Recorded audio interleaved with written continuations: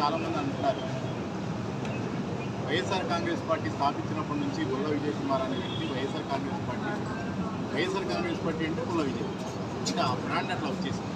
కానీ నేను నిన్న మారడం జరిగింది. ఎందుకు మారానంటే, నాలాంటి ఒక దళిత సోదరుడికి వైఎస్ఆర్ కాంగ్రెస్ పార్టీ విజయవాడ స్థానిక నాయకత్వం గురించి నేను మాట్లాడుతున్నాను.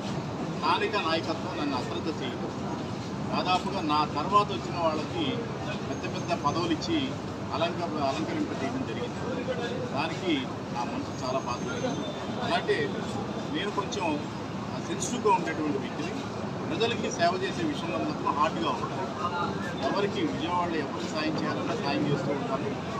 నా వ్యాపారం ఉంది, ప్రజలకి దాంట్లో తీసి కొంత ప్రజలు కూడా ఖర్చు పెట్టడం జరిగింది. అలా నన్ను ప్రజలు ఆదరించి 2 సార్లు కార్పొరేట్.